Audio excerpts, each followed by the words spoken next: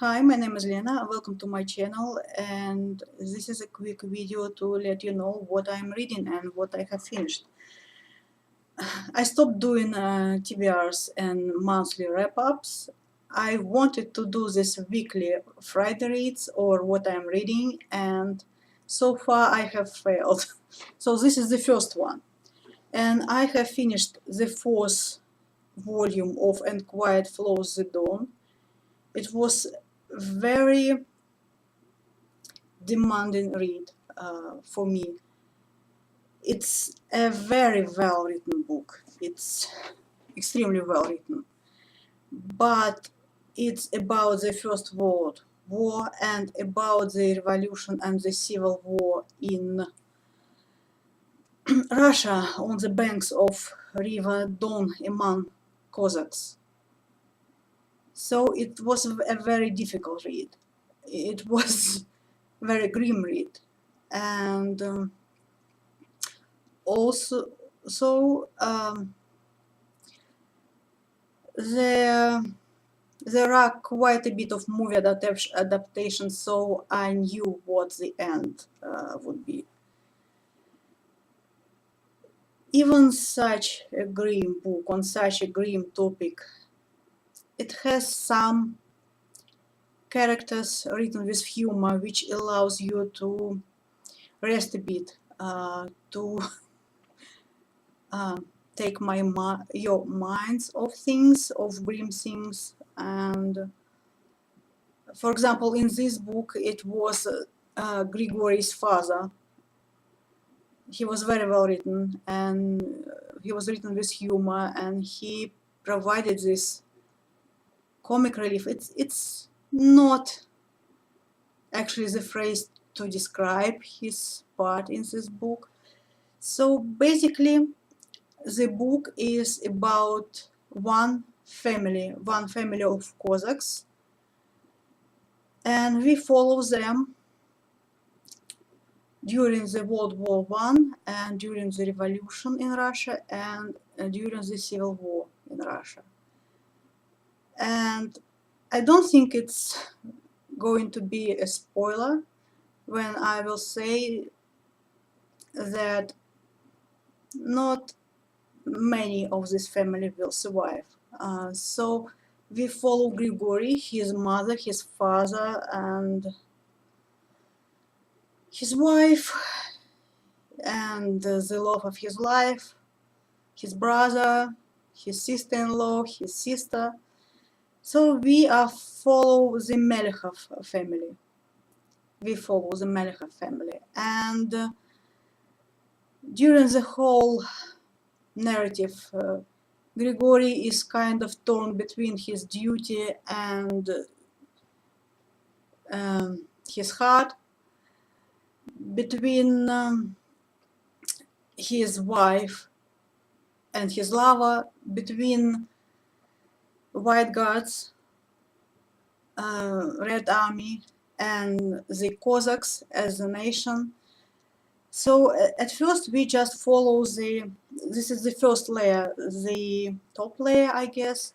We follow the Melechov family during the World War I and during the Civil War in Russia. But I think the idea of the book, the purpose of the book for Mikhail Sholokhov himself was to understand what has happened, how it could happen. The Cossacks were quite a unique nation, I think. I don't know much, so for me they are quite a unique nation. First of all, they were kind of free. They considered themselves to be free people, and they placed themselves above people who had to work for wages. So they placed themselves above workers and different kind of farmers. Because they were warriors, they were kind of Spartan warriors of They were kind of like Spartan warriors. Every male in the nation had to be trained as a horse rider, as he had to be trained with it wasn't exactly rifles back then, so he had to be trained to fire, to... Sorry guys, I should have learned my vocabulary. So they are trained with Cossack swords, they are trained with those spears. They would spear their enemy while riding the horse, so they were very well trained in soldiery. But at the same time, they had their own land and they tend to their land, they grow crops. So they kind of work for themselves. And I think their ideal year would have been that they plant crops in spring, that they probably gather all the crops and all the grass for animals close to September, and then they have a lot of time for a quick victorious war with somebody, after which they can return home with a lot of plunder. So that was kind of their ideal year. I don't know. And those wars, they allowed them to loot, to have their plunder, and to some of them to rape. So they were not all of them, and they mostly were very arrogant people, and they were not quite pleasant people for an outsider, because they would place themselves above you. And this, what I think, what Mikhail Sholokhov tried to understand, how it happened that Cossacks that were supposed to guard the Russian Tsar, that were supposed to fight the Bolsheviks, they were supposed to suppress the rebellion in the very beginning. How did that happen that they didn't do that? They didn't. How did it happen that they didn't actually got the Tsar, that they allowed Red Army to pass without preventing it? So what happened? How could that happen? He tries to understand that, and his idea is that it was because of their lifestyle, because they were in war, they participated in First World War, and it kind of weighted on them heavily that their land was untended, that their women were tending the land the best they could, but it wasn't enough, that they felt that they have had enough of war and they wanted to plant their crops. So, and they thought that they could kind of wait until it's all past them, that they can be left at peace without participating in anything. And there is also such thing as the difference in soil. For example, some of the regions, they were mainly Bolsheviks, some of the Cossacks, because they had a very bad land, very poor land. I was born there, and I can attest to the fact that the land is mostly sand. So they were poor, and that's why they probably supported Bolsheviks. Maybe they wanted a better land, I don't know. So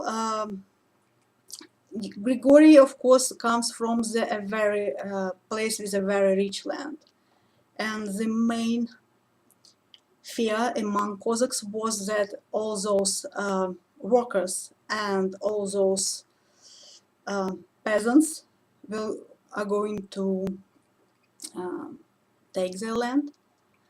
It was one of the reasons why they were not exactly supportive of Bolsheviks. And the other reason is a human factor, I guess. Because Sholokhov shows us these Cossacks during World War One at plundering and at looting, at raping. And when this division happens in Russia, those are the same people. It doesn't matter that they are under the red flag, that they are with Bolsheviks. They, of course, did not belong to any party. And they started to treat their neighbors, the Cossacks who were not supporting Bolsheviks, as the people and the land that can be looted and plundered and whose women can be raped. So it led to a rebellion, but unfortunately it was a rebellion against those people who plundered, looted and raped. But it was also a rebellion against people who kind of were doing it under the name of Bolsheviks. So, and Sholokhov, it goes so downhill from there, you know. He shows us all those arrests and killings. He shows us this very long fight when they don't actually have munition to spare, when they execute their captives by swords because they are saving their bullets. So of course, it's a very difficult, a very demanding book to read, but it's a very important book, and it's very, I think it's very honest, because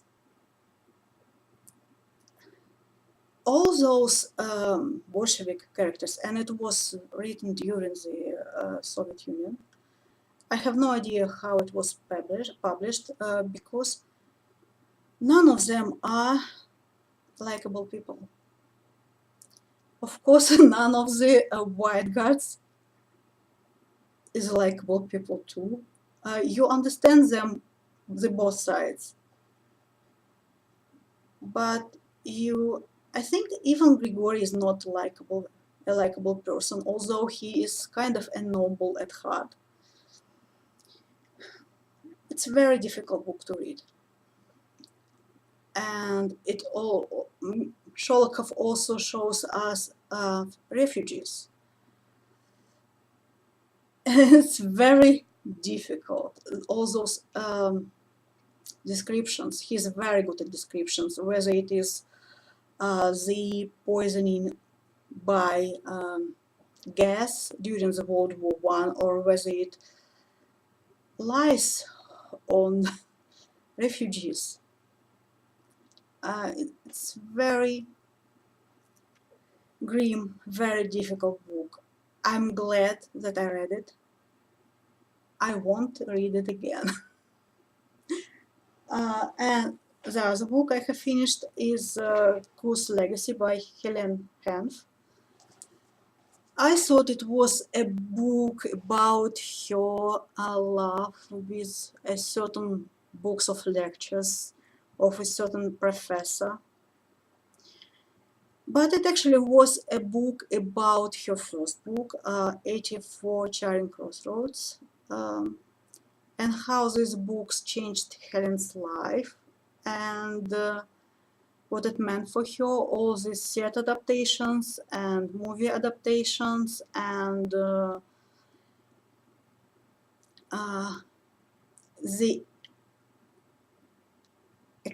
not exceptions, how it was received in America and in UK, those theater, those plays and movies. So it's an autobiography and it's very enjoyable and light. Helene Hanff has this gift to bring funny things in everything, funny side in everything. Even her description of her suffering from glaucoma, when she was losing her sight, I'm sorry guys, and when she was recovering after the operation.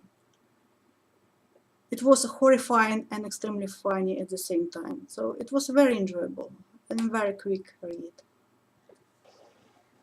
I'm reading right now the Metamorphoses by Ovid with Lukáš from Pretentious Reads, the channel that used to be called Lukáš's Books, and that's how much I read. I should have been at 1/4 of the book. I quite enjoy it. The reason why I'm reading this slowly is because I'm reading it in both languages, in Russian and in English.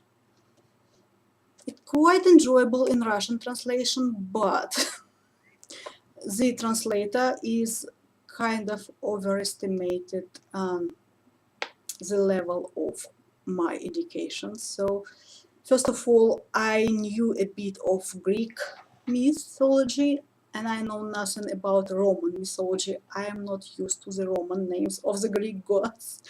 So he has some sort of a glossary or something, but it's not enough for me. And that's why I prefer Penguin Classic translations, because the translator there kind of inserts in the verse a little bit of explanation. I will talk about it in more details later.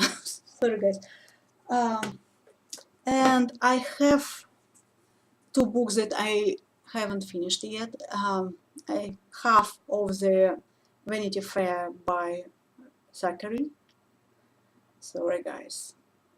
And half of the Alexander the Great book, and I have completely forgotten the author. Sorry guys. So I should be reading those, but what I want to read is Elizabeth Gaskell, Her Wives and Daughters. I know that Mel from Bookland's Adventures reads it right now, and I want to read this book. What else? I haven't even started the Bible, the reader form with Steve. I think that's all. Thank you guys for watching. Happy reading. Bye.